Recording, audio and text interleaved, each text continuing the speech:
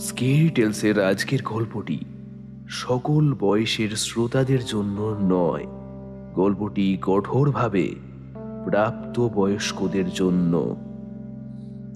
Hello everyone, আমি শ্রীরূপ রয়েছি তোমাদের সঙ্গে, আর তোমরা শুনছো বিভিন্ন রকম ভূতের গল্প দিয়ে সাজানো আমাদের এই audio story series scary tales.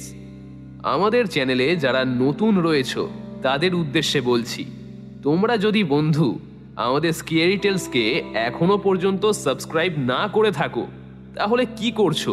তাড়াতাড়ি সাবস্ক্রাইব করো। স্কেরি টেলসে আজ তোমরা শুনবে রিয়া ভট্টাচার্যের কলমে একটি হাড় হিম করা ভয়ের গল্প, টুইঙ্কল টুইঙ্কল। কি মনে পড়ে ছোটবেলায় নার্সারি স্কুলে পড়া সেই রাইমটার কথা? কিন্তু ছোটবেলায় পড়ে আসা সেই ছেলে ভোলানো রাইমটাই যদি হয় মারাত্মক ভয়ের কারণ, তাহলে তখন কি হবে? শুনতে থাকো স্কেরি টেলসের আজকের গল্প টুইঙ্কল টুইঙ্কল। আজকের গল্প পাঠে রয়েছে সৌভিক, গল্পের সূত্রধার আমি শ্রীরূপ।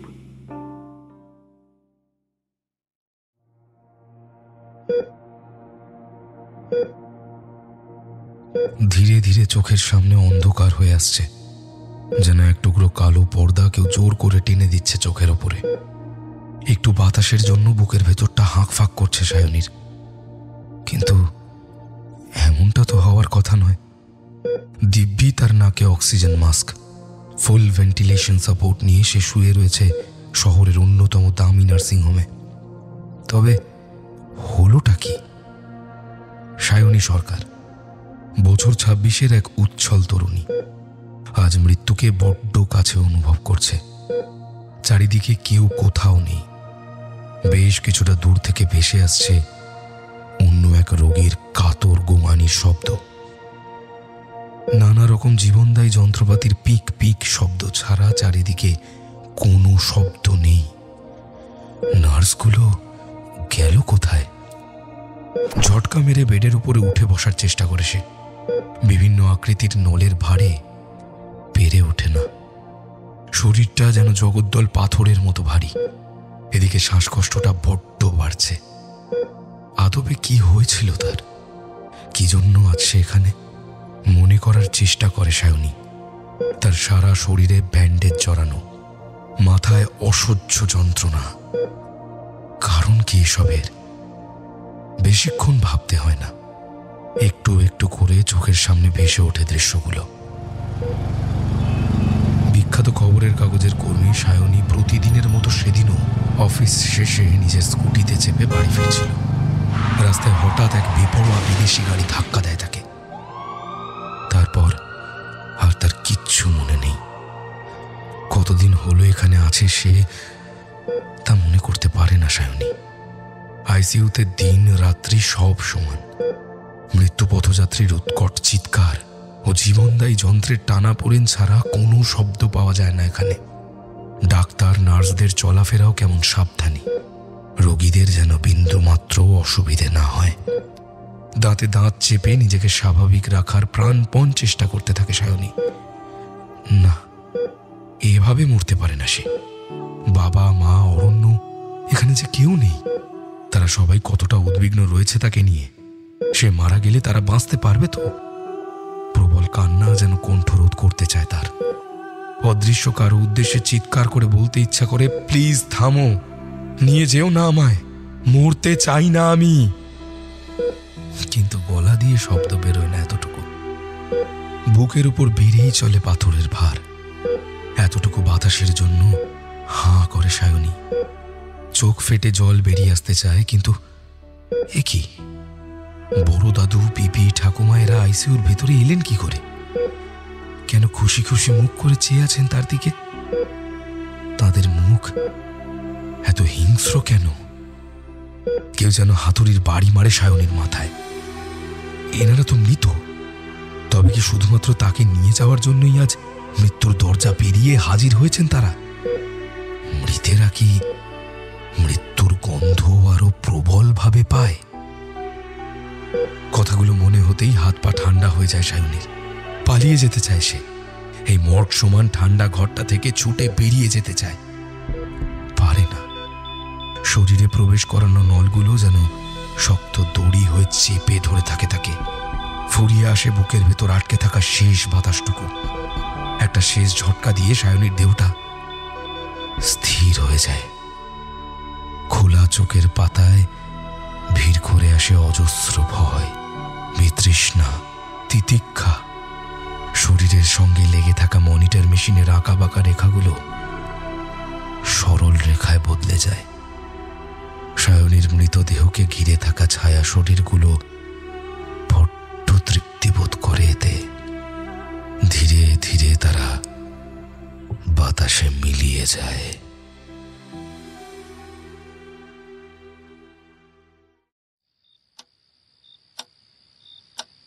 জানালার কাছে গাল ঠেকিয়ে মেঘেদের এলোমেলো উড়ে যাওয়া দেখছিল অরণ্য। আজ প্রায় 1 মাস হলো সায়নী নেই। এক ভয়াবহ পথ দুর্ঘটনা কেড়ে নিয়েছে তাকে। কিন্তু এতগুলো দিন পেরিয়ে গেলেও তার শোকের প্রভাব কমল কই। কেমন যেন খাঁ খাঁ করে চারপাশ। ঘরের দেওয়ালগুলো যেন ঘনিষ্ঠ হয়ে চেপে বসে তার চারপাশে। কোথাও এতটুকু মুক্ত বাতাস নেই। সায়নীর মা বাবা তার মৃত্যুর পরেই শহর ছেড়েছেন, আর সে একা কুম্ভের মতো তার সমস্ত স্মৃতি আগলে পড়ে রয়েছে এই শহরে। তার ঘরের বেডসাইড টেবিলে এখনো শোভা পাচ্ছে সায়নীর দেওয়া সাদা টেডি বিয়ারটা। কি যেন বলেছিল সায়নী? যখন আমি থাকবো না তখন ভয় পেলে এই টেডি বিয়ারটা জড়িয়ে ধরে ঘুমোবি, দেখবি আর ভয় করবে না। একমাত্র সায়নী জানতো যে অরণ্য বড্ড ভয় পায়, সম্পর্ক হারাবার ভয়। সেই সায়নী কি করে ছেড়ে চলে গেল তাকে? একবারও তার কথা চিন্তা করল না, ভাবল না তাকে ছাড়া সে বেঁচে রইবে কি করে? বাঁচা। অরণ্যর মুখে একটা মুচকি হাসি দেখা দিয়েই মিলিয়ে যায়। আদপে কি বেঁচে রয়েছে সে? ঠিক যেদিন ইলেকট্রিক চুল্লি গ্রাস করে নিল সায়নীকে, সেই দিন থেকে তো একটুও ঘুমোয়নি অরণ্য। কাঁদতেও পারেনি, চোখের জল শুকিয়ে গিয়েছে তার। শুধু নির্বাক মূর্তির মতো থমকে গিয়েছে সে। দিনগত পাপক্ষয়কে যদি বেঁচে থাকা বলে তবে সে বেঁচে রয়েছে বই কি। আনমনাভাবে কোলে পড়ে থাকা ফাইলটা উল্টায় অরণ্য। 1 মাস পরেও সায়নীর কেসে বিন্দু মাত্র উন্নতি হয়নি। ধরা পড়েনি অভিযুক্ত। প্রভাবশালী বড়লোক পরিবার অর্থ ছড়িয়ে আটকে দিয়েছে ন্যায়। পুলিশের ভূমিকাও ঠুঁটো জগন্নাথের মতো। সে যে পত্রিকা দপ্তরে কাজ করত, তারা প্রথমে কিছুটা হইচই করলেও এখন বেশ চুপচাপ হয়ে গিয়েছে। নেপথ্যে কি খোলা রয়েছে জানতে চায় না অরণ্য। সে শুধু চায় ধরা পড়ুক সায়নীর দোষীরা, শাস্তি হোক তাদের। তার বেঁচে থাকার একমাত্র অবলম্বন এখন এই কেস, যার শেষ না দেখে সে কিছুতেই ছাড়বে না। খচমচ শব্দে চমক ভাঙে অরণ্যর। শব্দটা আসছে ঘরের পশ্চিম কোণ থেকে। ঘরের ভেতর অল্প আলোয় থাকা কোণটা প্রায় অন্ধকার। সাদা টেডি বিয়ারটা মুখ থুবড়ে পড়ে রয়েছে মেঝেতে। টেবিলে রাখা সায়নীর ছবিটা উড়ে বেড়াচ্ছে ঘরময়। ঠান্ডা বাতাসে গায়ে কাঁটা দিচ্ছে অরণ্যর। কিন্তু ঘরের ভেতর বাতাস আসবে কি করে? জানলা বন্ধ। গা ছমছম করে ওঠে অরণ্যর। মা এখনো বাড়ি ফেরেনি। চেঁচিয়ে যে কাউকে ডাকবে সে উপায়ও তার নেই। এদিকে ক্রমশ ভারী হয়ে উঠছে শরীরটা, মাথা ঝিমঝিম করছে। মেঝেতে পড়ে থাকা টেডি বিয়ারটা খাড়া হয়ে উঠে বসেছে তার সামনে। আলো অন্ধকারে সাপদের মতো জ্বলছে তার গোল চোখ দুটো। পুতুলটা কি হাসছে? কেমন যেন টেনে টেনে দুলে দুলে কথা বলছে না? বিস্ফারিত চোখে অরণ্য দেখে সায়নীর ছবিটা এসে পড়েছে তার বিছানার উপরে।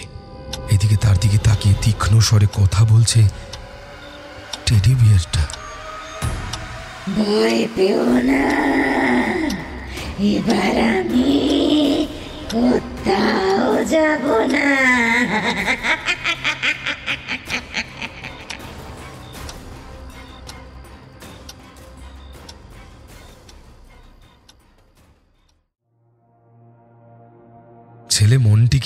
বেজায় ফ্যাসাদে পড়েছেন মিস্টার শেখর রায়। একমাত্র ছেলে তার, তাই ছেলেবেলা থেকেই রাজার বাঁদর। না চাইতেই অনেক দামি দামি জিনিস তাকে এনে দিয়েছেন মিস্টার রায়। ব্যবসার কাজে অধিকাংশ সময় বিদেশে কাটাবার জন্য ছেলেকে সময় দিতে পারেননি তিনি, কিন্তু অর্থ দিয়ে পুষিয়ে দিয়েছেন তার সব অভিযোগ। মিসেস রায় নামই সমাজসেবী, তাই তিনিও বড্ড ব্যস্ত। ছোট থেকেই প্রয়োজনের অতিরিক্ত অর্থ আর বিলাস সামগ্রীর অধিকারী হয়েছে মন্টি। যে সময় তার বন্ধুরা একটা খেলনা কেনার জন্য তাদের বাবা মায়ের কাছে বিস্তর আবদার করত, সেই বয়সেই বাড়িতে আস্ত একটা গেমিং রুম ছিল মন্টির। স্কুল ফাইনাল পাশ করার আগেই হাতে উঠে এসেছিল দামি মোবাইল, ল্যাপটপ। কলেজে ওঠার পরেই বাবার কাছে আবদার করে আদায় করেছিল দামি গাড়ি। সেই গাড়িতে চেপেই সে শাসন করে বেড়ায় কল্লোলিনী তিলোত্তমার রাজপথ। কখনো পাশে থাকে বন্ধুরা, কখনো বা প্রিয় বান্ধবী। সেই মনটিই আজ প্রায় দিন 7 হলো বাড়ি থেকে বেরোচ্ছে না। সাথের গাড়ি গ্যারেজে দাঁড়িয়ে আছে অলসভাবে।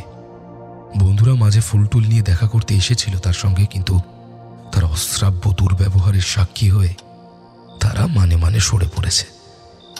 ওহো, জবে থেকে ওই হতভাগা ছোড়া হাইকোর্টে মামলা করেছে মেয়েটার কেসটা নিয়ে, তবে থেকে মন্টি এমনটাই করছে। ছেলেটা না ঠিক করে খাচ্ছে, না ঠিক করে ঘুমোচ্ছে। এভাবে কি চলতে পারে?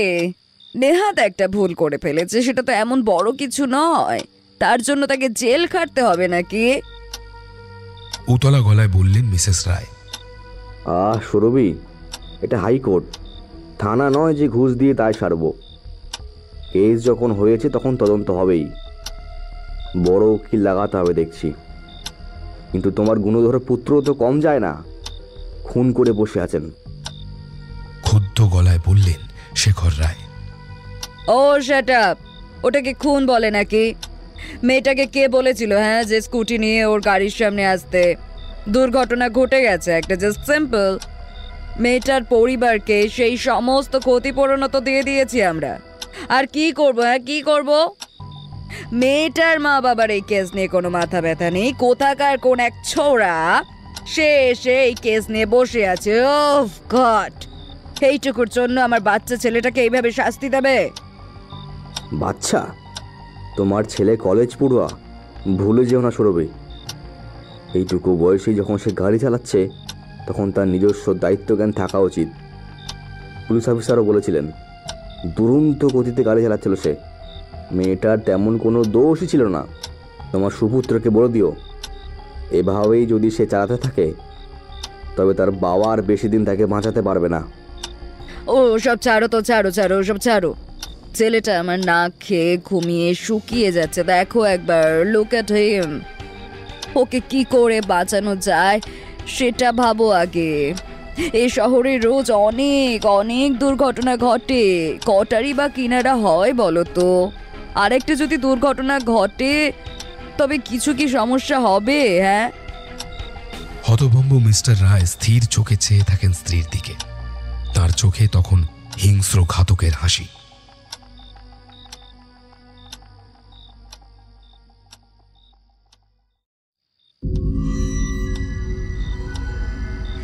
এই মন্টি, জানলার দিকে তাকাবে না। তাকাও জানলার দিকে, তাকাও। আওয়াজটা ঠিক জানলার বাইরে থেকেই ভেসে আসছে। বিছানায় মুখ গুজে ঠক ঠক করে কাঁপছে এক তরুণ। ফর্সা মুখে রক্ত জমে লাল হয়ে গিয়েছে তার। এসিতেও দরদর করে ঘামছে সে। জানলায় কালচে নাক ঠেকিয়ে জুলজুল চোখে চেয়ে রয়েছে একটা সাদা টেডি বিয়ার। অন্ধকারে তার চওড়া হাসিটা বড় বিভৎস লাগছে দেখতে। ফিস ফিস করে বলে চলেছে সে, মন্টি, কত লুকোবে? আমি তো এসে গেছি। জানলাটা খুলবে না? হুশ করে গাড়ি চালাতে হবে যে। চলো। কানে দুহাত চাপা দিয়ে ঠক ঠক করে কাঁপে তরুণ। ক্ষীণস্বরে বলে, আমি কোথাও যাব না, চলে যাও তুমি, আমি ভুল করেছি, প্লিজ মেরো না আমায়, প্লিজ মেরো না আমায়। জানলার ওপার থেকে উত্তর ভেসে আসে, মন্টি, এদিকে তাকাও, তোমায় মারবো না আমি, জানলাটা খোলো, খোলো না মন্টি। তার শান্ত শীতল স্বর শুনে মন্ত্রমুগ্ধের মতোই ঘাড় ঘোরায় তরুণ। টেডি বিয়ারের কৃত্রিম দু চোখে যেন আগুন জ্বলে। শোনা যায় তার খিক খিক হাসির শব্দ। মন্ত্রমুগ্ধের মতো উঠে গিয়ে জানলার কাঁচের সাঁড়শিটা ধাক্কা মেরে খুলে দেয় তরুণ।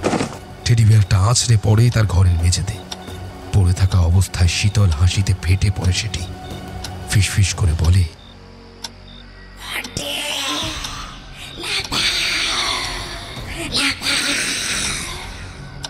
দেখবে আর কোনো ভয় থাকবে না, তুমি আর আমি আর তুমি।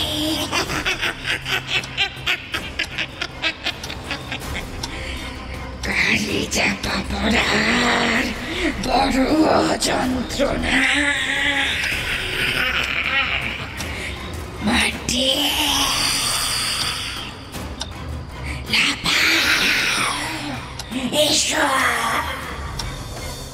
তার গলার স্বরে কেমন মায়াবী আবেশ ছেয়ে যায়। ঘরের অন্ধকার যেন গাঢ় হয়ে আসে আরো কয়েক গুণ। সম্মোহিতের মতো গ্রিলবিহীন জানলাটার দিকে এগিয়ে যায় তরুণ। ধপ করে একটা শব্দ।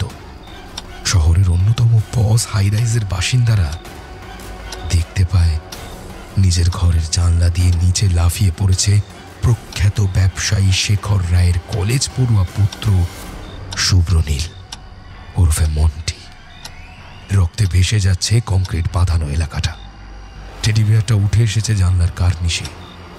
সুর করে গাইছে, Twinkle, twinkle, little star, how I wonder what you are.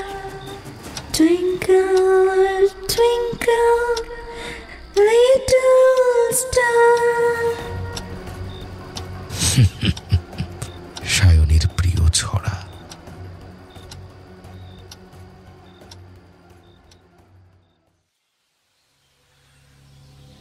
এলোমেলো পথ হাঁটছিল অরণ্য। বুঝতে পারছিল না তার এখন কি করা উচিত। সায়নী ফিরে এসেছে। সেই খুশিতে আত্মহারা হবে নাকি এক প্রেতাত্মার ভয়াবহ রূপ ও প্রতিশোধ স্পৃহায় ভয় পাবে বুঝে উঠতে পারছিল না সে। একটা নিরীহ টেডি বিয়ার, বাচ্চাদের খেলার জিনিস, তা যে পজেস্ট হতে পারে কারো পক্ষেই ভেবে ওঠা সম্ভব নয়। আজ সকালের খবরের কাগজে তাকে অনেক বড় ঝাঁকুনি দিয়েছে। বিভৎসভাবে মারা গিয়েছে সায়নীর খুনি। তবে কি শুধুমাত্র নিজের মৃত্যুর বদলা নিতেই ফিরে এসেছে সে মরণের ওপার থেকে? একটা দামি গাড়ি অনেকক্ষণ থেকে অপেক্ষা করছিল অরণ্য। গলিপথ পার হয়ে মেন রাস্তায় সে পা দিতেই শব্দ করে স্টার্ট নিল সেটা। ড্রাইভিং সিটে একজন বিধ্বস্ত মানুষ। লাল চোখ ও এলোমেলো চুলে কেমন যেন অপ্রকৃতস্থ লাগছে তাকে। একমাত্র ছেলের রক্তাক্ত দেহ বারবার ভেসে উঠছে তার চোখের পর্দায়। এই ছেলেটার জন্যই আজ তাদের সাথে নেই মন্টি। হাইকোর্টে মামলা হওয়ার ভয় পেয়ে আর অপরাধ বোধে নিজেকে শেষ করে ফেলেছে সে। আমার ছেলে কখনো ফিরবে না।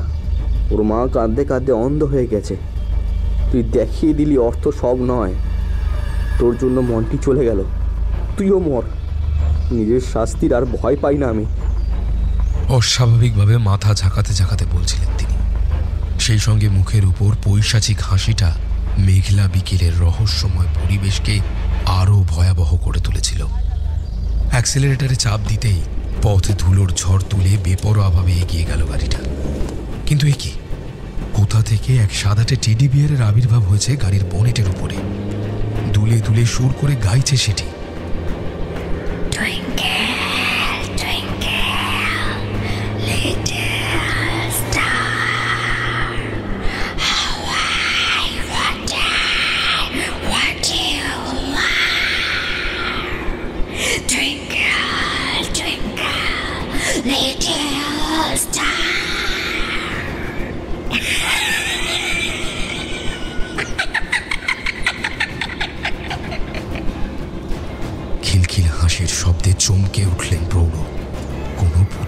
অনায়াসে এত রক্ত জল করা হতে পারে?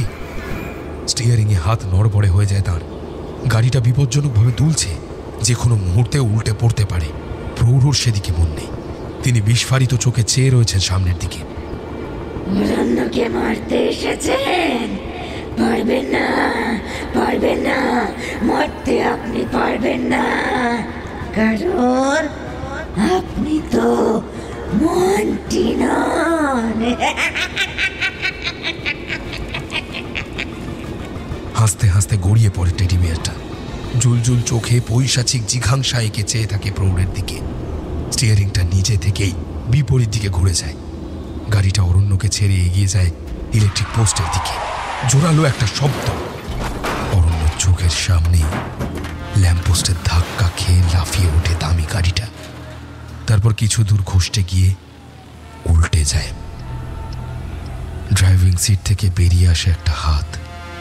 কাঁপতে কাঁপতে স্থির হয়ে যায় সেটা। রক্ত চুইয়ে পড়ে। গাড়ির চাকার তলায় পিষে প্রশস্ত রাজপথে ছড়িয়ে পড়ে কিছু তুলো। টেডি বিয়ারের মুখটাই শুধু বেঁচে যায়। যন্ত্রের মতো ঘষঘষে সুরে এসে গাইতে থাকে। Twinkle, twinkle, little star, how I wonder what you are. Twinkle, twinkle, little star, how I wonder what you are. বৃষ্টি নামে মুষলধারে। পথের ধারে দাঁড়িয়ে থাকা কয়েকটা ঝাপসা শরীর ধীরে ধীরে বাতাসে মিলিয়ে যায়।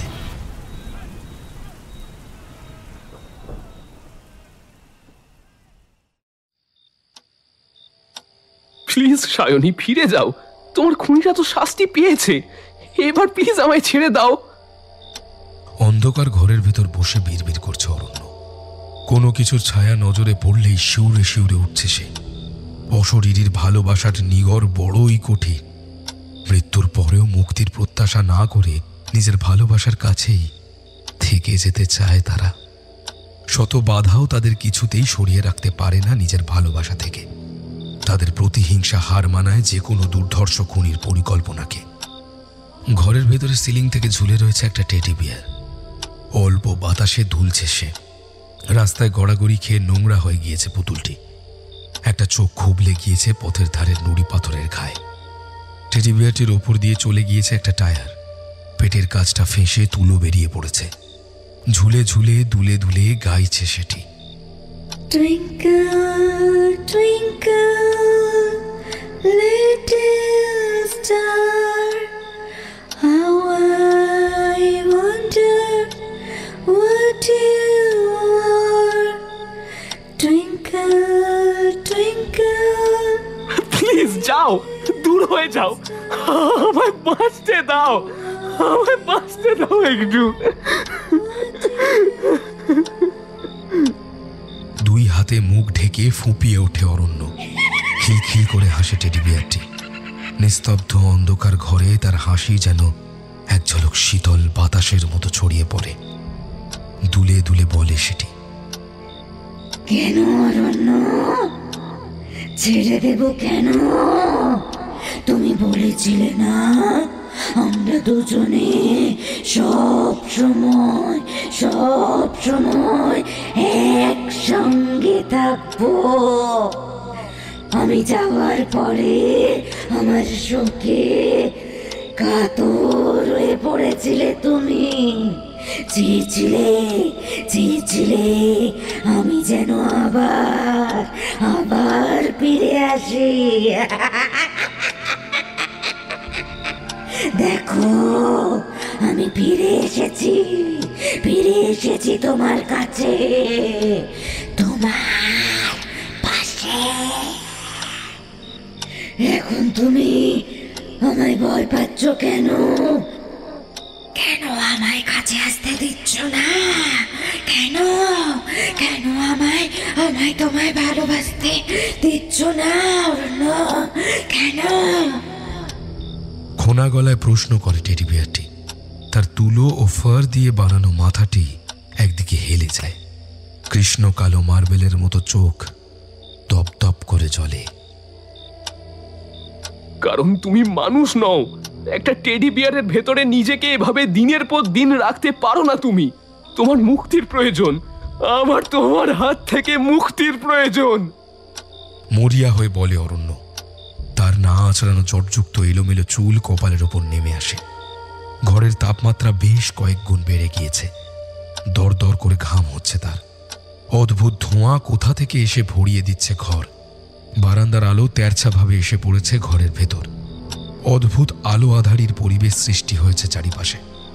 সিলিং থেকে ধীরে ধীরে তার মুখের উপর নেমে আসে টেডি বিয়ারটি। তার চোখ দুটো যেন অরণ্যের আত্মার কাছে জবাব চাইছে। ধপ করে অরণ্যের মুখের উপর পড়ে সেটি। আর্তনাদ করে সেটিকে সরিয়ে ঘরের আরো কোণে সরে যায় অরণ্য।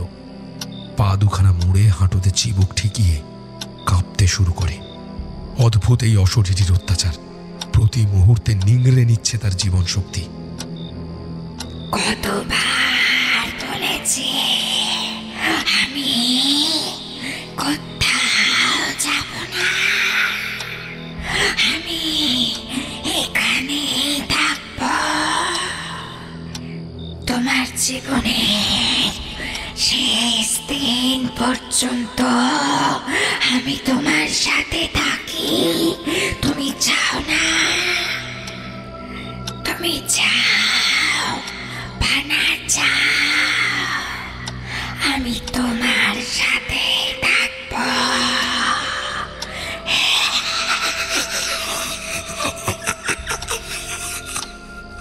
বিজাতীয় খোনা ভাষায় কথাগুলি বলে টেডি বিয়ারটি। অস্ফুটে গুঙিয়ে ওঠে অরণ্য। ভয়, এই দুর্বার ভয় তাকে মেরে ফেলছে একটু একটু করে। সে শুকিয়ে যাচ্ছে, চোখের কোলে জমছে কালি। তার মা উৎকণ্ঠিত হয়ে উঠেছেন, বোঝার চেষ্টা করছেন সন্তানের সমস্যা। প্রেমিকার মৃত্যুতে মানুষ শোকগ্রস্ত হয়, আতঙ্কগ্রস্ত কি করে হতে পারে? মধ্যরাতে ছেলের কান্না ও বিড়বিড় করে কান্না শুনেছেন তিনি। ছেলে কোথা থেকে একটা ধুলো মাখা টেডি বিয়ার কুড়িয়ে এনেছে। দিনরাত তার সঙ্গেই কথা বলে আজকাল। তিনি ঘরে ঢুকলেই চমকে চুপ করে যায় সে। লুকোবার চেষ্টা করে টেডি বিয়ারটিকে। বার কয়েক সেটি ডাস্টবিনে ফেলে দিয়েছেন তিনি। পরের দিন আবার সস্থানে পেয়েছেন সেটিকে। ছেলেই কুড়িয়ে এনেছে বোধহয়, নয়তো টেডি বিয়ারের তো আর প্রাণ নেই যে একা একা চলে আসবে। সব মিলিয়ে চিন্তায় আছেন তিনি। ছেলেকে ভালো সাইকোলজিস্ট দেখানো দরকার। আমি মাকে জানাবো, তিনি তোমায় দাঁড়াবার জন্য ঠিক কিছু না কিছু করবেন। তোমার মুক্তি দরকার, আমায় বাঁচতে দাও তুমি। কাঁপতে কাঁপতে বলে অরণ্য। টেডি বিয়ারটি দুলে দুলে হাসে।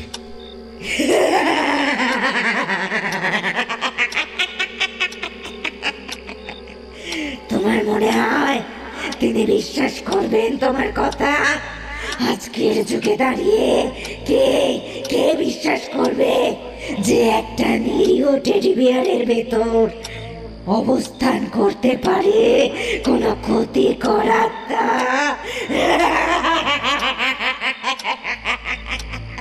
লোকে যে তোমাকেই পাগল বলবে। অরণ্য, তুমি কি সেটাই চাও? খোনা গলায় বলে সে। অরণ্য মাথার চুল খিমচে ধরে চিৎকার করে, প্লিজ চলে যাও। কেন করছো এমন? আমি তো তোমার শত্রু নই। তোমার শত্রুদের তো তুমি খুন করেছো, আইন নিজের হাতে তুলে নিয়েছো। তুমি একটা খুনি। তুমি আমার ভালোবাসা অরণ্য। এই তো কদিন আগেও আমার বিরহে কাতর ছিলে তুমি। ফেরত চাইছিলে আমায়, এই আমায় মরণের ওপার থেকে। আর যখন আমি ফিরে এলাম, তুমি আমায় ফিরিয়ে দিচ্ছ। মুক্তি চাইছো, মুক্তি চাইছো তুমি আমার থেকে। কেন কেন? আর ভালোবাসো না, ভালোবাসো না তুমি আমায়? সব ভালোবাসা মরে গেল এত শীঘ্রই। কেমন করে অরণ্য, কেমন করে? ভালোবাসা এভাবে তো মরে যেতে পারে না। ব্যথিত গলায় বলে টেডি বিয়ারটি। অরণ্য ফুঁসে ওঠে, হ্যাঁ, মরে যেতে পারে। তুমি মানুষ নও, তুমি প্রেতাত্মা। তুমি নিজেকে জবরদস্তি আমার জীবনে প্রতিষ্ঠা করার চেষ্টা করতে পারো না। আমি অসুস্থ হয়ে পড়ছি তোমার জন্য, আমি পাগল হয়ে যাচ্ছি। আমার মুক্তি চাই তোমার হাত থেকে, আমি বাঁচতে চাই। হাত জোর করে কেঁদে ওঠে অরণ্য। টেডি বিয়ারটি স্থির দৃষ্টিতে তাকিয়ে থাকে তার দিকে। মেঝেতে ঘষতে এগিয়ে আসে বেশ কিছুটা, তারপর নিয়তির মতো ঘোষণা করে, তোমার মুক্তি নেই। হয় তুমি আমার জন্য মরবে, নয়তো আমার সঙ্গে বাঁচবে। এখন সিদ্ধান্ত তোমার। ঠান্ডা গলায় বলে টেডি বিয়ারটি। সহসা তার দুই গুলির মতো চোখ বেয়ে রক্ত ঝরে। মেঝেতে রক্তের ফোঁটা পড়ে টপ টপ করে। বিভৎস চিৎকার করে অজ্ঞান হয়ে যায় অরণ্য। তার সংজ্ঞাহীন মুখের দিকে বেশ কিছুক্ষণ তাকিয়ে মেঝেতে ঘষটে জানলার দিকে এগিয়ে যায় টেডি বিয়ারটি। বাইরে তারাহীন আকাশের কোলে জেগে রয়েছে ধূসর একাদশীর চাঁদ। বড্ড একলা সে। এই বিপুল ব্রহ্মাণ্ডে তার জন্য কেউ নেই, কিচ্ছু নেই। দূরে কোথাও তীব্র স্বরে সাইরেন বাজিয়ে হাসপাতালের উদ্দেশ্যে ধেয়ে যাচ্ছে একটা অ্যাম্বুলেন্স। তার ভেতরে রয়েছে একজন মরণাপন্ন রোগী। টেডি বিয়ারটি জানে আগামীকালের সূর্য দেখা হবে না তার, আজ রাতেই মারা যাবে সে। এ নিয়ে বিনিয়ে কাঁদবে তার পরিবার। তার নিথর শরীর আঁকড়ে আর্জি জানাবে ফিরে আসার জন্য। কিন্তু সে যদি ফিরে আসে, তখন তারাই আতঙ্কিত হয়ে দূরে সরিয়ে দেবে তাকে। মুক্তি প্রার্থনা করবে তার হাত থেকে। মানুষের এত দ্বিচারিতা কেন? কেন তারা ভালোবাসার অভিনয় করে? কেন সহ্য করতে পারবে না জেনেও নিহত প্রিয়জনের কাছে দাবি জানায় ফিরে আসার? তারা যদি ভালোবাসার মোহে আবদ্ধ হয়ে ফিরে আসে, তখন তাবিজ কবজ করে তাকে দূর করতে চায়। এ ঠিক কেমন প্রকৃতির আচরণ? তার একটা নাম ছিল, তারও পরিবার ছিল, প্রিয়জন ছিল, কিন্তু একটা অ্যাক্সিডেন্টে শেষ হয়ে গেল সবকিছু। তার পরিচয় হয়ে গেল একটা প্রেতাত্মা যে মানুষের মোহে আবদ্ধ হয়ে আছে বাচ্চাদের খেলার সামগ্রীর ভেতরে, যাকে আজ কেউ চায় না, যাকে কেউ ভালোবাসে না। আপন মনে খিলখিল করে হাসে টেডি বিয়ারটি। এত সহজে সে ছেড়ে দেবে না কাউকে। সে মরতে চায়নি, বাঁচতে চেয়েছিল। মানুষ রূপে না হোক, যেভাবেই হোক সে বাঁচবে, উপভোগ করবে পৃথিবীর জল হাওয়া তার প্রিয়জনের সঙ্গে। একলা মৃত্যু একেবারেই ভালো নয়। জীবনের মোহ মুক্তি পেতে দেয় না। সে জানে তার মুক্তি হবে না কখনো। অরণ্য শুধু তার, একমাত্র তার। যেভাবেই হোক তাকে ধরে রাখবে সে, নয়তো মেরে ফেলবে নিজে হাতে, কোনো রকমে দ্বিধা ছাড়াই। আচ্ছা, মৃত্যুর পর অরণ্য কি আবার তাকে আগের মতো ভালোবাসবে, নাকি ঘৃণায় ডুবে সরিয়ে দেবে দূরে? দায়ী করবে তাকে তার পরিণতির জন্য।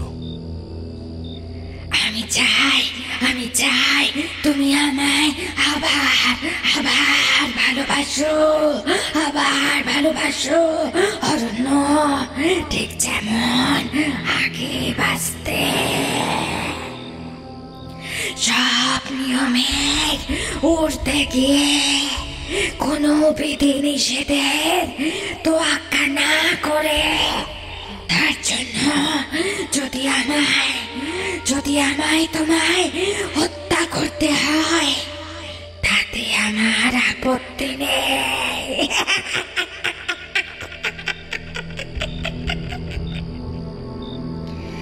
কেন বলো তো? মৃত্যুর পরে তুমিও আমি এসে দাঁড়াবো এই একই সীমানায়। তোমার কাছে তখন আর অন্য কোনো সুযোগ থাকবে না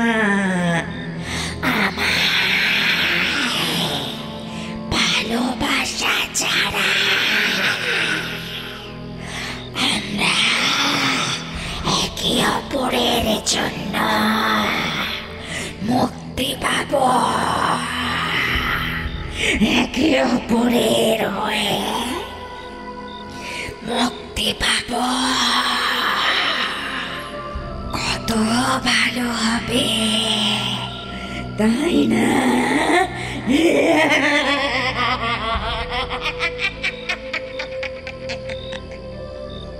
ধীরে ধীরে বলে টেডি বিয়ারটি। দূর থেকে হরিধ্বনি ভেসে আসে। কেউ পড়তে চলল জাগতিক সব বন্ধন ছিন্ন করে।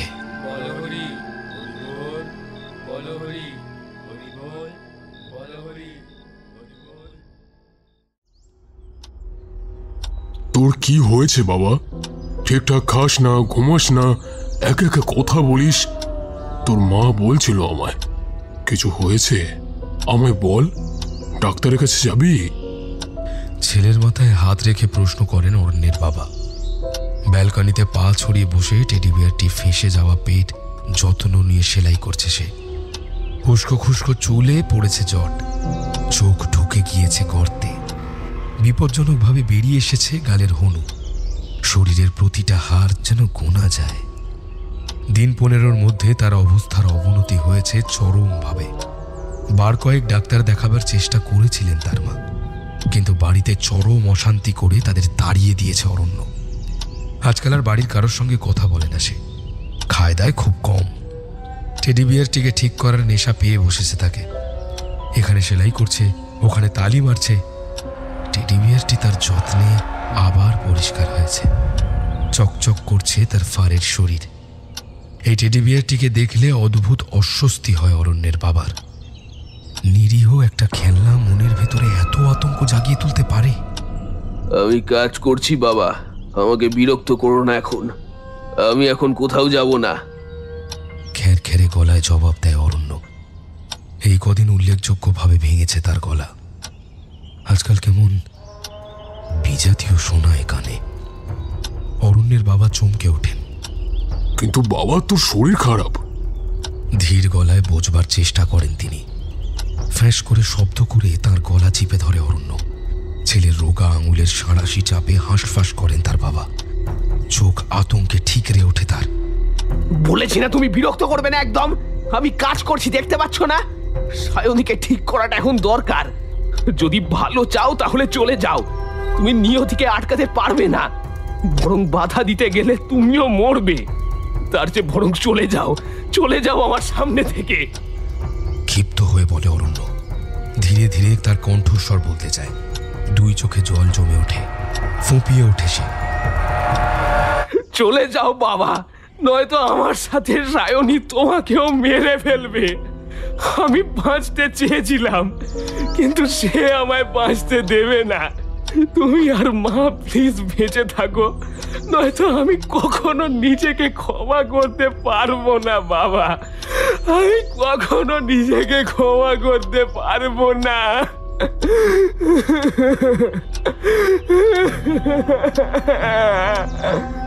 টুকরে উঠে বলে সে। ধীরে ধীরে তার মুখাবয়ব আবার কঠিন হয়। মুখাবয়বে ব্যথার জায়গায় জমাট বাঁধে রাগ, গনগনে আগুনের মতো রাগ। চলে যাও, চলে যাও। অরণ্য, অরণ্য শুধু আমার আর কারোর নয়। চলে যাও। চিবিয়ে চিবিয়ে বলে সে। অরণ্যের বাবার গলা ধরে তাকে আছড়ে ফেলে দরজার বাইরে। তারপর শব্দ করে বন্ধ করে দেয় দরজাটা। মাথায় চোট পেয়ে কোঁকিয়ে ওঠেন বয়স্ক মানুষটি। রান্নাঘর থেকে অরণ্যের মা দৌড়ে আসেন। দরজার ওপার থেকে অরণ্যের বিজাতীয় কণ্ঠস্বরে একটা গান ভেসে আসে। Twinkle, twinkle, little star, how I wonder what you are. Twinkle, twinkle, little star. ফ্যাকাশে দৃষ্টিতে অরণ্যের মা ও বাবা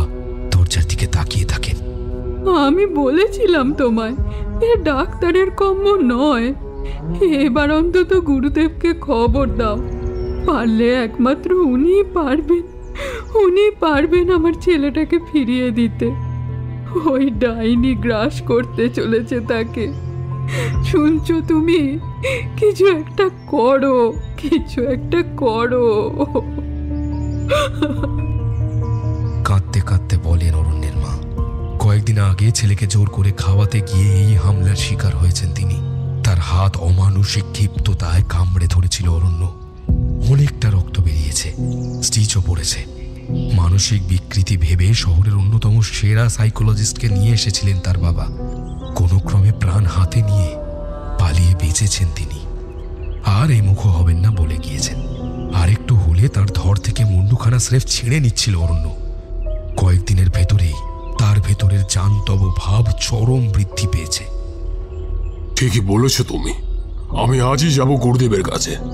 কারোর জন্য আমার ছেলেকে হারাতে দেব না আমি। সায়নী যদি ভেবে থাকে সে আমার ছেলেকে অনায়াসে কেড়ে নেবে, তবে সে ভুল ভাবছে। বিনা লড়াইয়ে আমি এতটুকু জায়গা ছাড়বো না। আমিও দেখি কে যেতে, একজন প্রেতাত্মার আক্রোশ নাকি বাবা মার ভালোবাসা। কপালের রক্ত মুছে উঠে দাঁড়িয়ে কঠোর গলায় বলেন অরণ্যের বাবা। একটু পরে একটি গাড়ি স্টার্ট দিয়ে বেরিয়ে যাওয়ার শব্দ হয়। ঠাকুর ঘরে গিয়ে কান্নায় ভেঙে পড়েন অরণ্যর মা।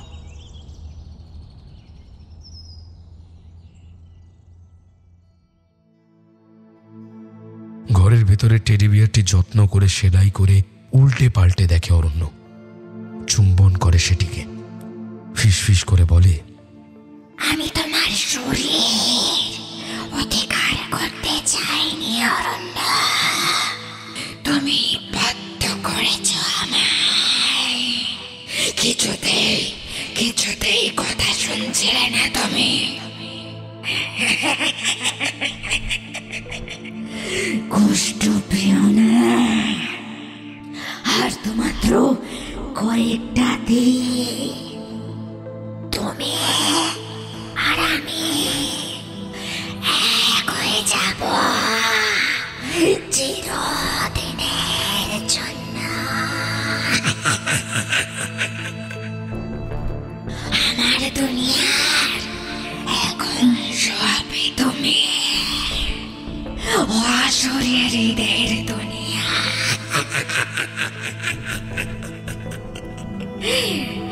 যেখান থেকে মুক্তি কখনো হয় না, কখনো না। তাছাড়া তোমায় ছাড়া আমার মুক্তি হবে বা কেমন করে?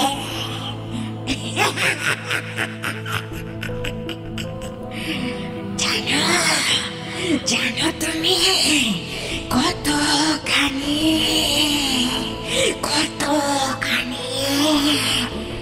ভালোবাসি তোমায়, জানো? নিজেই নিজের ঘাড়ে গলায় হাত বুলো সে, আদর করে, হাসে। বাইরে ঘনিয়ে আসে সন্ধ্যার অন্ধকার।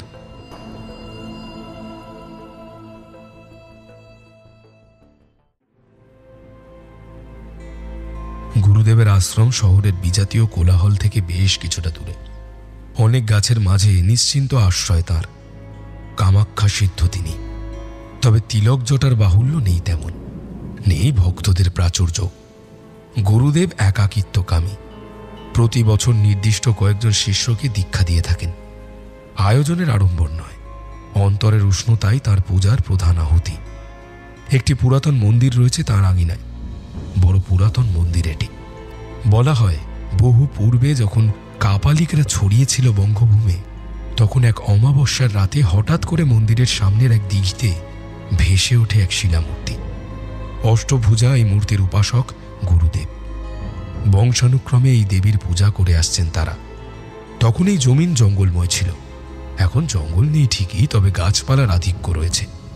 খাপছাড়া কিছু বাড়ি রয়েছে, আর রয়েছে অনেকটা জায়গা নিয়ে গুরুদেবের মন্দির ও আশ্রম। কৌশিকী অমাবস্যায় ভক্তদের ভিড় হয় এই মন্দিরে। পূজা দিয়ে ভক্তি ভরে প্রসাদ গ্রহণ করেন তাঁরা। তাঁদের কল্যাণে যজ্ঞের আয়োজন করেন গুরুদেব।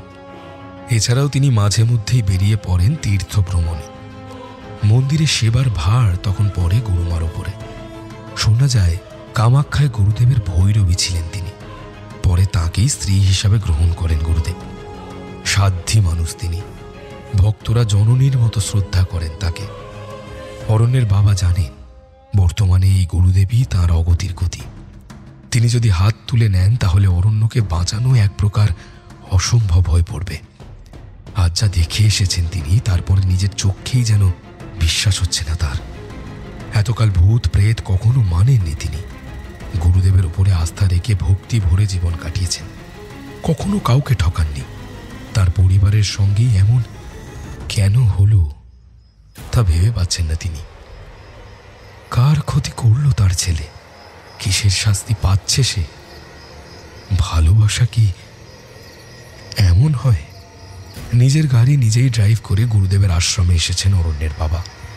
আজকের ঘটনার পরে নিজের ছায়াকেও বিশ্বাস করতে ইচ্ছা করছে না তার। ছায়াও কখনো কখনো বিশ্বাসঘাতকতা করে থাকে। ওম ত্রম্বকম যজামহে সুগন্ধিম পুষ্টিবর্ধনম উর্বারুকমেব বন্ধনান মৃত্যুর্মূর্খীয়মহমৃতাৎ। বজ্রগম্ভীর কণ্ঠস্বরে মন্ত্র পড়ছেন গুরুদেব। মাঝে মধ্যে যজ্ঞের আগুনে ঘৃত প্রদান করছেন তিনি। মন্দিরের ভেতরে আর কোনো আলো নেই, শুধু যজ্ঞের আগুনের আলো আধারিতে বড় রহস্যময় পরিবেশের সৃষ্টি হয়েছে চারিপাশে। অষ্টভুজা দেবী মূর্তির মুখে পড়েছে যজ্ঞের আগুনের আলো। চকচক করছে কালো কোষ্ঠী পাথরের নির্মিত মূর্তিটি। দেবী মূর্তি দিগম্বরা, তবে কালী প্রতিমার মতো জিহবা ঠোঁটের বাইরে বেরিয়ে আসেনি তার। পদতলে সবরূপী শিবও নেই। ডান দিকের হাতগুলিতে রয়েছে তরবারি, পাশ ও কৃপান। একটি হাত বরাভয় মুদ্রায় রয়েছেন দেবী। বাম দিকের হাতগুলিতে রয়েছে যথাক্রমে কর্তিত মানবমুণ্ড, অগ্নিপাত্র, ঢাল ও ঘণ্টা। কোষ্ঠীপাতর দ্বারা গঠিত নরমুণ্ডের ওপরে নৃত্য ভঙ্গিমায় দাঁড়িয়ে রয়েছেন তিনি। মুখে খেলা করছে সৌম্য হাসি। এই মূর্তি সংহার রূপিণী হলেও ভীষণা নন, বরং শান্তি রূপা। যেন সংহার শেষে নৃত্যের উল্লাসে মেতেছেন দেবী। তাঁর বেদিতে সিঁদুর লেপা রয়েছে, ছড়িয়ে রয়েছে ফুল ও ভোজ্য সামগ্রী। একখানি মাথা ছেঁড়া মুরগির ধর পড়ে রয়েছে বেদির নিচে। কিছুক্ষণ আগে মায়ের পূজা সম্পন্ন হয়েছে। মায়ের পূজার মাঝেই এসে পড়েছিল কয়েকজন, তাই তড়িঘড়ি পূজা শেষ করে যজ্ঞে বসতে বাধ্য হয়েছেন গুরুদেব। অনেক দূরের গ্রাম থেকে গুরুদেবের কাছে এসেছেন এক দম্পতি। তাদের কান্না ভেজা মুখ যজ্ঞের আগুনে চকচক করছে। ঠিক তেমন প্রতিমার মতো মুখে কেউ মাখিয়ে দিয়েছে ঘাম তেল। তাদের একমাত্র সন্তান আজ মৃত্যু মুখে পতিত হয়েছে। অজানা জ্বর ধীরে ধীরে কেড়ে নিচ্ছে তার জীবন শক্তি। উচ্ছল ফুটফুটে তরুণী ধীরে ধীরে ঢলে পড়ছে মৃত্যুর কোলে। জবাব দিয়ে দিয়েছেন চিকিৎসক। এখানে আসার আগে অনেক মন্দির, মসজিদ, গির্জায় হত্যি দিয়েছেন এই দম্পতি, কিন্তু কাজের কাজ হয়নি কিছুই। হঠাৎ জ্বরের কারণ ধরা পড়েনি কোনোভাবেই। মন্ত্র পড়তে পড়তে অদ্ভুতভাবে মাথা দোলাচ্ছেন গুরুদেব। কালো যজ্ঞ ধুমে শ্বাস প্রায় অবরুদ্ধ হয়ে আসে অরণ্যের বাবার। নাকে হাত চাপা দিয়ে একপাশে সরে দাঁড়ান তিনি। বুকের ভেতরটায় যেন হাতুড়ি পেটে তার। এতকাল অশরীরীর অস্তিত্ব সম্পর্কে বিশ্বাস ছিল না তার, কিন্তু আজকের পরে নিজের এতদিনের বিশ্বাসকে নিজের চোখের সামনেই ধূলিসাৎ হতে দেখেছেন তিনি। যেভাবেই হোক সায়নীর আত্মার হাত থেকে নিজ পুত্রের প্রাণ রক্ষা করাই তার একমাত্র উদ্দেশ্য এখন। এ বড় ভয়ানক আত্মা গ্রামের দিকে অতি পুরাতন পুকুরের অন্দরে বসত করে থাকে। জল দানব। তার নজর পড়েছে আপনার কন্যার উপরে। কোনো চিকিৎসাই তাকে সুস্থ করতে অক্ষম। আপনার মেয়ের আত্মাকে নিজ করায়ত্ত করতে চায় সে। একটা সজীব আত্মা তার জীবনী শক্তি বাড়িয়ে দেয় অনেক গুণ, আর এভাবেই বহুকাল ধরে টিকে থাকে সে। চোখ বন্ধ করে বিড়বিড় করে বলেন গুরুদেব। যজ্ঞদেবীর পাশে বসে থাকা দম্পতি শিউরে ওঠেন। অরণ্যের বাবার চোখের পলক পড়ে না। হাঁ করে তাকিয়ে থাকেন তিনি। সহসা যজ্ঞের জ্বলন্ত কাঠ চিরবির করে ফাটে, দপদপ করে নিভে যায় আগুন। একরাশ কালো ধোঁয়া ছড়িয়ে পড়ে চারিপাশে। সদ্য দগ্ধ মৃতদেহের গন্ধে সকলেই নাকে হাত চাপা দেন। দেখেছেন জলদানোর শক্তি? যজ্ঞ সম্পূর্ণ হতে দিল না সে। আপনাদের পিছু পিছু এখানে হাজির হয়েছে তার ছায়া, প্রতিটা পদক্ষেপে নজরে রাখছে সে। জলদানো আত্মা নয়, এক অতি শক্তিশালী ঋণাত্মক শক্তি। নরকের সবচেয়ে নিম্ন স্তরে তার বাস। কিছু কিছু অতি পুরাতন পুকুরের সঙ্গে সুড়ঙ্গ পথে যোগাযোগ রক্ষা করে সে। তিথি নক্ষত্রভেদে পুকুরের জলে বোঝা যায় তার অস্তিত্ব। সেই সময় স্নান করতে নামা মানুষকে পা ধরে টেনে জলের গভীরে নিয়ে যায় সে। শুষে নেয় তার জীবনী শক্তি। পরের দিন হতভাগ্য মানুষটার ঘাড় ভাঙা মৃতদেহ ভেসে ওঠে জলের উপরে। বিখ্যাত সাঁতারুরাও এসব ক্ষেত্রে অসহায় বোধ করে। চোখ বন্ধ করেই বলেন গুরুদেব, কিন্তু গুরুদেব, গ্রামে তো আরো মানুষ আছে, সবাইকে ছেড়ে আমার মেয়েকে কেন? টুকরে ওঠেন মেয়েটির মা। মেয়ের বাবা তাকে সান্ত্বনা দেওয়ার ভাষা হারিয়ে ফেলেন। ফ্যাল ফ্যাল করে চেয়ে থাকেন তিনি। গুরুদেব ধীরে ধীরে চোখ খোলেন। সবটাই তিথি নক্ষত্রের খেলা মা জননী। যে সময় পুকুরে জলদানও উপস্থিত হয়, সেই সময় জলে ছোট ছোট ঘূর্ণি সৃষ্টি হয়। পুকুরের মাঝ বরাবর জল আন্দোলিত হয়। অনেকে এটা বাতাস বলে ভুল করে, আদপে তা নয়। এ হলো জলদানোর প্রশ্বাস। এই সময় জলে নামতে নেই। আপনার মেয়ের ভাগ্য ভালো যে জলদানো তাকে জলের ভেতরে টেনে নিয়ে যেতে পারেনি। এই জন্যই এখনো বেঁচে রয়েছে সে। কিন্তু অন্য মনস্ক হয়ে বলেন তিনি। অরণ্যের বাবা কোনো ক্রমে দাঁড়িয়ে থাকেন, তার জল তৃষ্ণা পায়। এমন কথা প্রথম শুনছেন তিনি। তাহলে এখন কি উপায় গুরুদেব? এভাবেই কি এক দানর কাছে নিজের একমাত্র মেয়েকে হারিয়ে ফেলবো আমরা? আপনি দয়া করে কিছু করুন, আমাদের মেয়েকে রক্ষা করুন বাবা, আমাদের মেয়েকে রক্ষা করুন আপনি। মিনতি করেন মেয়েটির বাবা। গুরুদেব মাথা নাড়েন। দেবীর পূজা বেদি থেকে তুলে নেন এক খাবলা সিঁদুর। যজ্ঞের কাঠের কালো ছাইয়ের সঙ্গে সিঁদুরটা মাখেন তিনি। মায়ের কারণ বাড়ি তার সঙ্গে যোগ করেন। তারপরে একটি কালো মালসার ভিতরে সেটি নিয়ে উঠে দাঁড়ান তিনি। লম্বা শ্বাস নিয়ে তাকান দেবী মূর্তির দিকে। বিড়বিড় করে মন্ত্র পড়েন তিনি। তারপর মায়ের উদ্দেশ্যে হাত জোর করে নমস্কার করেন, আর চোখে অরণ্যের বাবার দিকে তাকান। চোখের পলক ফেলে আশ্বস্ত করেন তাকে। তারপরে মেয়েটির বাবা মায়ের দিকে তাকিয়ে বলে, চলুন বিশ্বম্বর বাবু, আপনিও সঙ্গে যাবেন নাকি? অরণ্যের বাবার উদ্দেশ্যে প্রশ্ন করেন তিনি। অরণ্যের বাবা শুকনো মুখে ঘাড় নাড়েন। তার গাড়িতেই চারজন রওনা দেন নাসিন্দি গ্রামের দিকে। কলকাতা থেকে বেশ খানিকটা দূরেই এই গ্রাম। যাতায়াতে বেশ খানিকটা সময় লাগে। অরণ্যের বাবার মনটা ভারী আনচান করে। বাড়িতে সায়নীর আত্মা দ্বারা বশীভূত অরণ্যের সঙ্গে একা রয়েছেন তার মা। তিনি ফিরে আসা পর্যন্ত সবকিছু ঠিকঠাক থাকবে তো?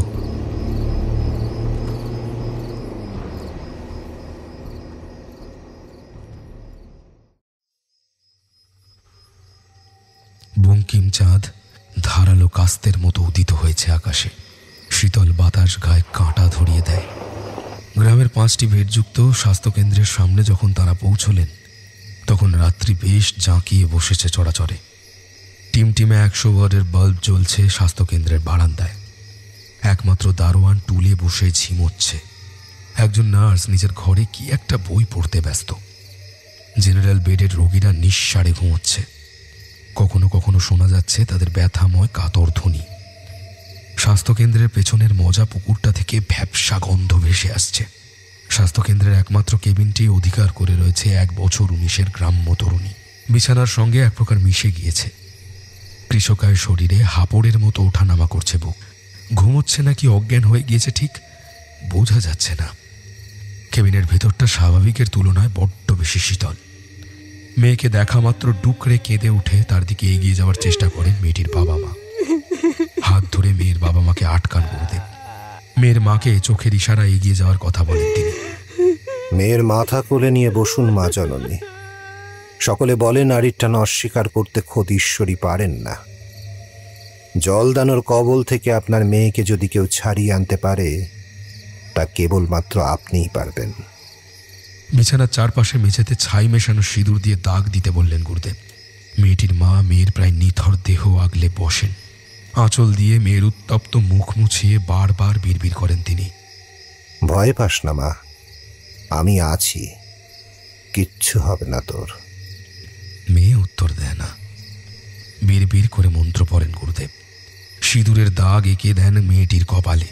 দরজার একপাশে দাঁড়িয়ে সবকিছুই প্রত্যক্ষ করেন অরণ্যের বাবা।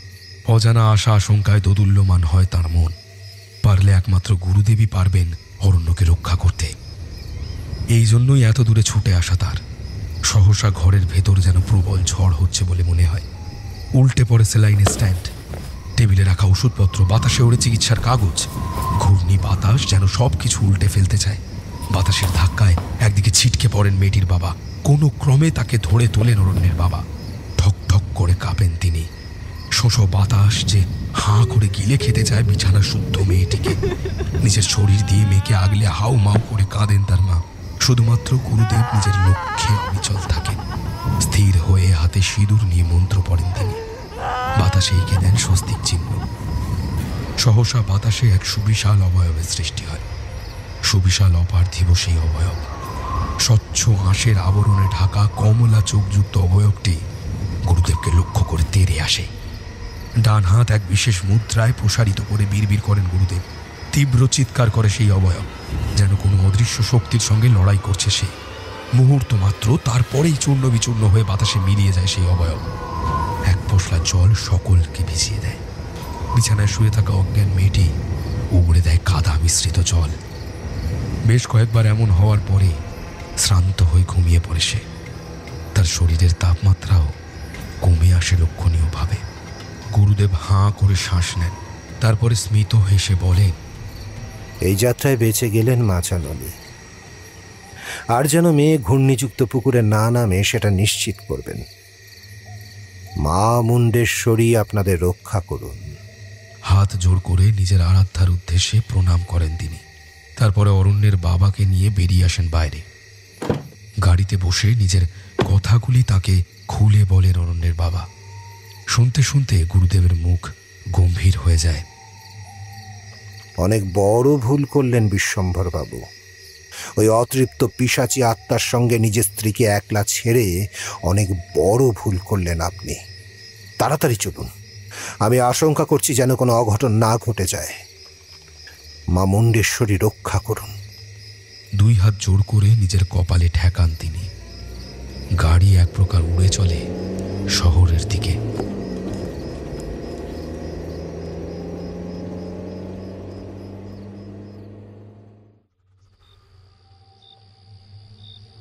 ঘরের কাজ করতে করতে বারবার ছেলের ঘরের দিকে তাকাচ্ছিলেন অরণ্যের মা।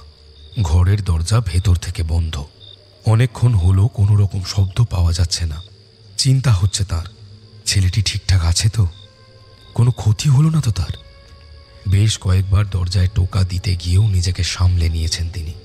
আজ সকালে যা হয়েছে তা তার আত্মাকে নাড়িয়ে দিয়েছে। নিজের সন্তানকেই প্রচণ্ড ভয় পেতে শুরু করেছিলেন তিনি। জীবিত থাকাকালীন সায়নীকে বড্ড ভালোবাসতেন তারা।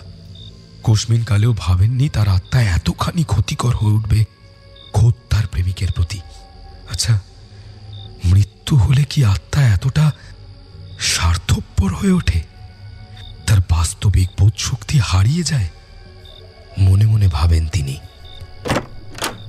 দরজায় খুট করে শব্দ হতে সম্বিত ফেরে তার। বিধ্বস্ত অরণ্য দরজা খুলে বেরিয়ে আসে। তার শরীরের চামড়া ফেটে গিয়েছে, রক্ত জমাট বেঁধে রয়েছে সেখানে। না আঁচড়ানো চুলে জট পড়েছে, গালে একটি লম্বা আঁচড়ের দাগ, নখের আগায় রক্ত শুকিয়ে আছে। বিভ্রান্তভাবে এদিকে ওদিকে তাকাচ্ছে সে। টেডি বিয়ারটি তার কোলে দোল খাচ্ছে। আগের মতো নোংরা ও শতচ্ছিন্ন অবয়ব আর নেই তার। যেন কেউ যত্ন করে সেটিকে রিফু করেছে, পরিষ্কার করেছে নোংরা দাগ ও ধুলো। ঘরের আলোয় টেডি বিয়ারটির চোখ দুখানি জল জল করছে, যেন দুই চোখে আগুন জ্বেলে শিকারি চোখে শিকারকে পর্যবেক্ষণ করছে সে। একটু অসতর্ক হলেই মা খেতে দেবে আমায়? কতদিন ঠিক করে খাইনি। ঘাড় বেঁকিয়ে আতুরে গলায় বলে অরণ্য। তার মা বুঝে পান না ঠিক কি বলা উচিত তার। কোনো ক্রমে দূরত্ব রেখে খাবার পরিবেশন করেন তিনি। সতর্ক দৃষ্টিতে এদিক ওদিক তাকান। গোগ্রাসে খায় অরণ্য। তার মায়ের কান্না পায়। একমাত্র ছেলের এই পরিণতি সহ্য করতে পারেন না তিনি। বাবা কোথায় গিয়েছে মা? এক মুখ ভাত নিয়ে মাকে প্রশ্ন করে অরণ্য। তার মা ঢোক গেলেন। ছেলেকে সত্যি বললে তাদের প্রাণ সংশয় হতে পারে, তাই মিথ্যে বলাই মনস্থির করেন তিনি। তিনি একটু কাজে গিয়েছেন, এক্ষুনি চলে আসবেন। মায়ের এই উত্তরে একদিকে ঘাড় কাত করে হাসে অরণ্য। তার হাসিতে এমন কিছু ছিল যা দেখে শিউরে ওঠেন তার মা। কয়েক পা পিছিয়ে যান তিনি। ধীরে ধীরে চেয়ার ছেড়ে উঠে দাঁড়ায় অরণ্য।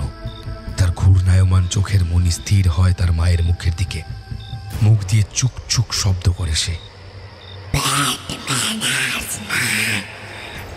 মিথ্যে বললে পাপ হয়, আর পাপ মৃত্যুকে জলদি ডেকে আনে। শীতল কণ্ঠে বলে সে। ছেলের চোখে চোখ রেখে ধীরে ধীরে পিছু হটেন অরণ্যের মা।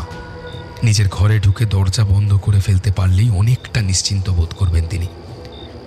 একলা এক অশরীরী আত্মার সঙ্গে লড়াই করা তার পক্ষে অসম্ভব। মনে মনে ইষ্ট নাম স্মরণ করেন তিনি। অরণ্য খিলখিলিয়ে হাসে। তার ফাটা ঠোঁটের কোণ বেয়ে লালা গড়ায়। আমি ভালোবাসি যখন কেউ আমায় ভয় পায়। এই দুনিয়া শক্তি মানে দুর্বলকে পায়ের নিচে তুলিত করে তারা।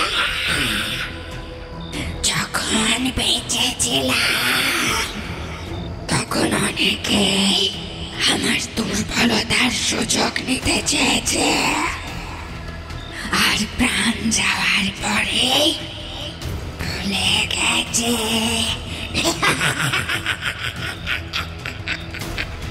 আপনারা তার ব্যতিক্রম নন। আমার অরণ্য আমায় যারা বোঝার স্বপ্ন দেখেছে। এমনটা আমি কেমন করে হতে দিই বলুন তো? তাকে নিয়ে যাওয়ার চেষ্টা করছি আমি, আর তাতে বাধা দান করছেন আপনারা। এর দ্বারা আপনারা সবাই আমার শত্রু হয়ে উঠছেন। শত্রুর তো আমি কোনো শেষ রাখি না। নিজেদের পরিণতি নিজেরাই ডেকে এনেছেন আপনারা।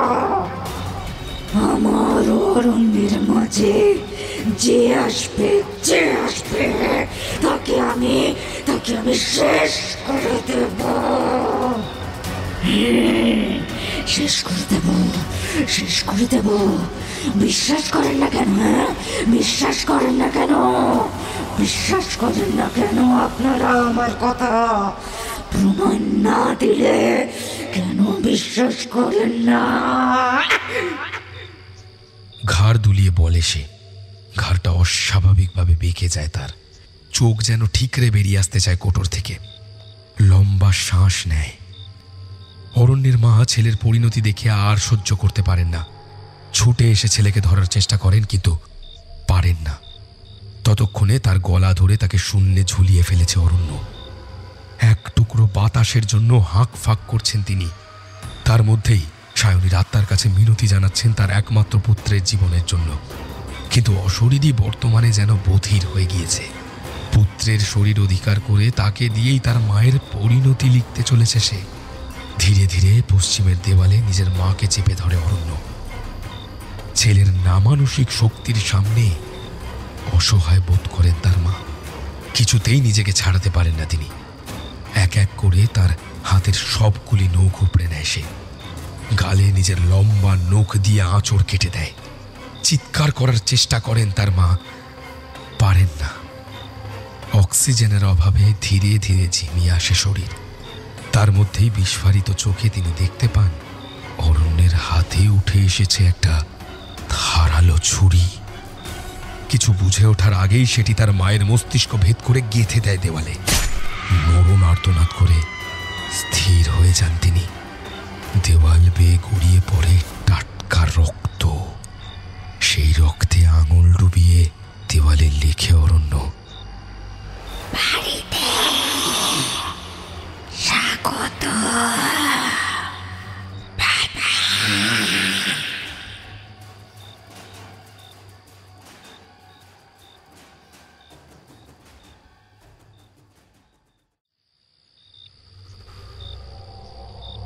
শোকে ও ভয়ে পাথর হয়ে গিয়েছেন অরণ্যের বাবা। দেওয়ালে গাঁথা রয়েছে তার স্ত্রীর মৃতদেহ। বাড়ির ছাদ থেকে ভেসে আসছে অরণ্যের শীষের শব্দ। বাড়ির চারপাশ মন্ত্রপুত ভস্য রেখা দিয়ে ঘিরেছেন গুরুদেব। বড্ড অতৃপ্ত ও রুষ্ট সায়নের আত্মাকে বাগে এনে অরণ্যকে বাঁচানো যে তার পক্ষে সহজ হবে না, একথা খুব ভালো করে জানেন তিনি। নিজের আশ্রম স্থিতা ঈশ্বরীর প্রতি বিশ্বাস রয়েছে তার, কিন্তু কখনো কখনো ঈশ্বরীর ইচ্ছে অনুধাবন করা মানুষের পক্ষে অসাধ্য হয়ে ওঠে। তিনি যা করেন তা কালচক্রের গতিকে এগিয়ে নিয়ে যাওয়ার জন্য। কখনো কখনো তা মানুষের চোখে নিষ্ঠুরতা বলে গণ্য হয়। এটাই সময়, যা নিয়ন্ত্রণ করে মানুষের অতীত, বর্তমান, ভবিষ্যৎ। ঠিক যেমন আজ একটু তাড়াতাড়ি এলে বোধহয় নিজের স্ত্রীকে বাঁচাতে পারতেন বিশ্বম্ভর। এই অপারগতা আজীবন মনের গহীন থেকে তিরস্কার করে যাবে তাকে। অনিচ্ছা সত্ত্বে হলেও মাতৃহত্যার দায় অরণ্য এড়াতে পারবে কি? মনে মনে ভাবেন বর্ষিয়ান গুরুদেব। এত সাধনার পরে সিদ্ধি লাভ করেছেন তিনি, লাভ করেছেন আশ্চর্য ক্ষমতা, তবুও মানুষের জন্ম মৃত্যু নিয়ন্ত্রণ করতে পারেননি। বহুবার হেরে গিয়েছেন আত্মাদের কাছে।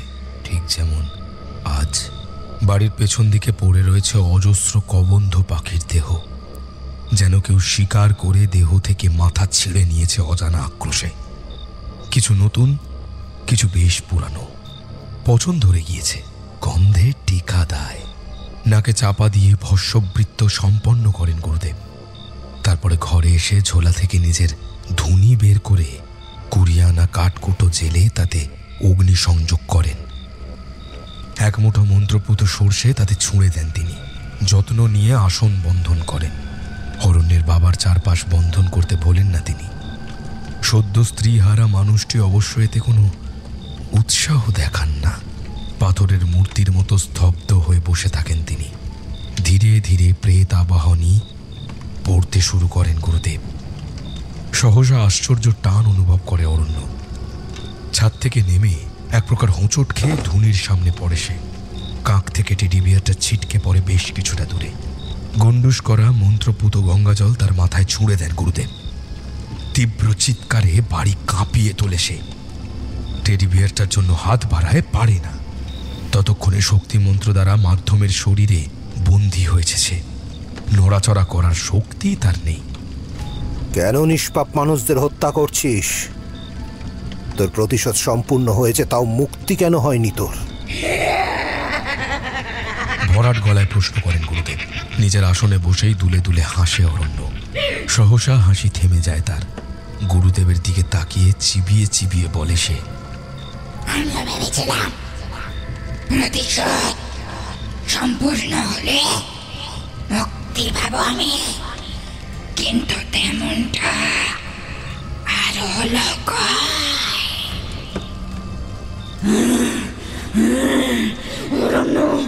অরণ্য বারবার স্মৃতি কাতর হয়ে ফিরিয়ে আনলো আমায়। তার ভালোবাসার পাশে বদ্ধ হয়ে রয়ে গেলাম আমি এই দুনিয়ায়। তাকে ছাড়া তো আমার মুক্তি নেই। যে আমাদের মাঝে আসবে সে পাপী হোক আর নিষ্পাপ, তাকেই আমি হত্যা করব আমি তাকে। টেডি বিয়ার ছেড়ে অরণ্যের শরীরে অধিষ্ঠিত হলি কেন? গম্ভীর কণ্ঠে প্রশ্ন করেন গুরুদেব। সে অস্বীকার করছিল আমাকে, আমার ভালোবাসাকে, যেতে চাইছিল না আমার কাছে। তাই তো তার শরীর ও মস্তিষ্ক অধিকার করলাম আমি।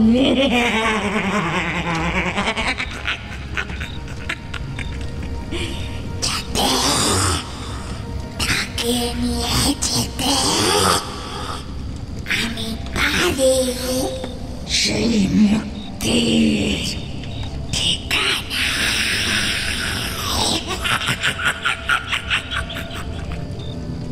তো হাসি হেসে বলে অরণ্য। গুরুদেব মাথা নাড়েন। কারো জীবন চক্র সম্পন্ন হওয়ার পূর্বে তাকে হত্যা করা ক্ষমার অযোগ্য পাপ, অনন্ত নরকবাসের একমাত্র পরিণতি। জানা আছে তোর? আবার প্রশ্ন করেন গুরুদেব। অরণ্য উত্তর না দিয়ে জুলুজুলু চোখে তাকিয়ে থাকে টেডি বিয়ারটির দিকে। হাত বাড়িয়ে সেটি মেঝে থেকে তুলে আনেন গুরুদেব। তারপর সেটি নিক্ষেপ করেন ধনির আগুনে। শব্দ করে পড়ে সেটি। অরণ্যের গলা চিরে অমানসিক আর্তনাদ ধ্বনিত হয়। নিজেকে ছাড়াবার প্রাণপণ চেষ্টা করে সে, কিন্তু ঐশ্বরিক শক্তিমন্ত্রের বাঁধন এতটুকু আলগা হয় না। অজানা গুঁড়ি ধনির আগুনে ছুঁড়ে দেন গুরুদেব। নিখুঁত সংস্কৃতে মন্ত্র পাঠ করেন। অরণ্যের শরীরটা অস্বাভাবিকভাবে বেঁকে গিয়ে আবার সোজা হয়। ফুলে ফুলে উঠতে শুরু করে সে। দুই চোখ উল্টে যায়, মুখ দিয়ে গোঙানির শব্দ পাওয়া যায়। ইষ্ট দেবীকে স্মরণ করে ধনির আগুনে নিজের 3 ফোঁটা রক্ত দেন গুরুদেব। সমস্ত বাড়িটা যেন ভূমিকম্পের মতো বার কয়ে কেঁপে ওঠে। অরণ্যের মুখ বেয়ে উঠে আসে একরাশ কালো ধোঁয়া। কিছুক্ষণ ঘরের ভেতরে সেটি নির্মম আক্রোশে পাক খেয়ে জানলা দিয়ে বাইরে বেরিয়ে যায়। অবসন্ন দেহে মেঝেতে লুটিয়ে পড়ে অরণ্য। বাইরের বাগানে একরাশ ফুল ফুটে থাকা দোলন চাপা গাছটি মরমর করে ভেঙে পড়ে। দীর্ঘশ্বাস ফেলে উঠে দাঁড়ান গুরুদেব। এখনকার কাজ শেষ হয়েছে তার। মন্দিরে ফিরে যেতে হবে তাকে। মায়ের আরতির সময় হয়ে এলো প্রায়। সায়নীর আত্মা অরণ্যকে না নিয়েই ফিরে গিয়েছে। হয়তো এত সহজে মুক্তি হবে না তার, কিন্তু এই বাড়ির রক্ষাগণ্ডির টোপকে আর কখনো এখানে আসতে পারবে না সে। একটু পরে পুলিশ আসবে, অরণ্যের মায়ের মৃতদেহ নামিয়ে নিয়ে যাবে। সঙ্গে হয়তো অরণ্য ও তার বাবাকেও নিয়ে যাবে জিজ্ঞাসাবাদের জন্য।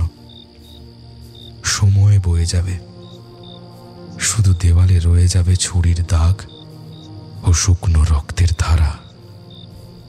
এছাড়া অরণ্য ও তার বাবার মনে দগদগে হয়ে রয়ে যাবে সায়নীর ভয়াবহ স্মৃতি, যাতে প্রেম বা স্নেহ মিশে থাকবে না। এতটুকু মিশে থাকবে এক ও অকৃত্রিম ভয়, যে ভয় প্রতিটি মানুষের মনে সুপ্তভাবে থাকে। কখনো তাকে দেখা যায়, কখনো বা যায় না।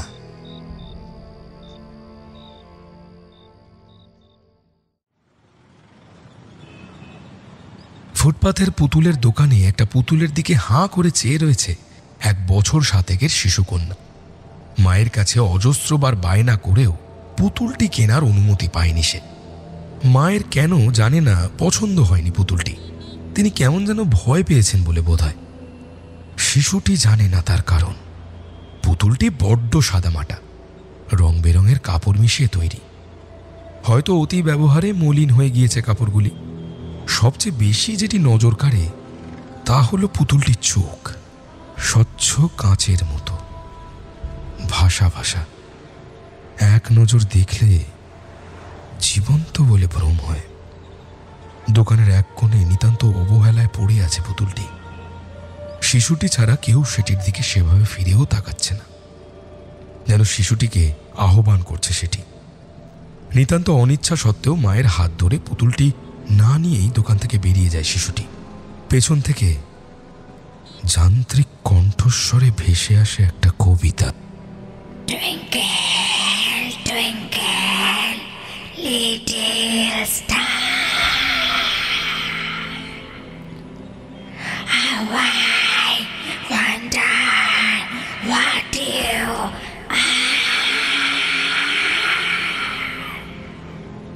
পুতুলটির মাথা নিজে থেকে একদিকে ঘুরে যায়।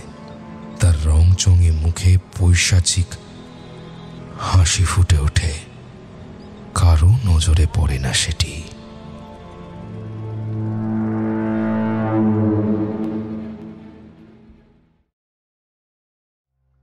শেষ হলো স্কেরি টেলসের আজকের গল্প টুইঙ্কল টুইঙ্কল। রচনা রিয়া ভট্টাচার্য, গল্প পাঠে সৌভিক, সায়নী মিসেস রায় এবং টেডি বিয়ারের কণ্ঠে সঞ্চয়িতা, শেখর রায়ের চরিত্রে অনিকেত, মন্টি এবং অরণ্যের বাবার চরিত্রে কুমারজিৎ, অরণ্যর মা এবং মেয়েটির মায়ের চরিত্রে দেবস্মিতা, গুরুদেবের ভূমিকায় প্রদীপ্ত, অরণ্য এবং মেয়েটির বাবার চরিত্রে অরণ্য এবং মেয়েটির বাবার চরিত্রে আমি শ্রীরূপ। গল্পের অডিও অ্যারেঞ্জমেন্ট সুদেশনা। গল্পের সাউন্ড ডিজাইন স্টুডিও রেক 66। গল্পের পোস্টার ডিজাইন এবং সমগ্র পরিকল্পনা ও পরিচালনায় আমি শ্রীরূপ। তোমরা তোমাদের লেখা গল্প স্কেরি টেলসে পাঠাতে পারো teamscarytales@gmail.com এই ঠিকানায়। তবে একটা বিষয়ে একটু খেয়াল রেখো বন্ধু, গল্পের শব্দ সংখ্যা যেন ন্যূনতম 5000 হয় এবং অবশ্যই গল্পের সঙ্গে গল্পের একটি 250 শব্দের সামারি তোমরা কিন্তু পাঠিও। তোমরা চাইলে অবশ্যই কিন্তু ফেসবুকে আমার সাথে যোগাযোগ করতে পারো। আমার আইডির লিংক নিচের ডেসক্রিপশন বক্সে আমি দিয়ে রাখলাম। আজ আমরা আমাদের পাশে পেয়েছি দি ট্রিনিটি থেকে কুমারজিৎকে, রেইল অফ দি টেলস থেকে দেবস্মিতাকে, আড্ডাবাজ থেকে প্রদীপ্তকে এবং বঙ্গ পরিচয় থেকে অনিকেতকে। ওদের অসংখ্য ধন্যবাদ আমাদের এই বিশেষ উদ্যোগে আমাদের পাশে থাকার জন্য। ওদের চ্যানেলগুলোর লিংক নিচের ডেসক্রিপশন বক্সে দিয়ে রাখলাম। অবশ্যই কিন্তু তোমরা ওদের চ্যানেলগুলো ভিজিট করো এবং ভালো লাগলে অবশ্যই সাবস্ক্রাইব করে দিও। তাহলে কেমন লাগলো আমাদের আজকের গল্পটা তোমাদের? অবশ্যই কিন্তু সবাই কমেন্ট করে জানাও। ভালো লাগলে সবার সাথে গল্পটা শেয়ার করো, গল্পটাকে লাইক করো এবং এরকমই আরও বাংলা হরর স্টোরি শুনতে স্কেরি টেলসকে কিন্তু সাবস্ক্রাইব করো। খুব তাড়াতাড়ি আবারও একটা এরকম রোমাঞ্চকর ভূতের গল্প নিয়ে স্কেরি টেলস কিন্তু হাজির হবে। So stay tuned with us.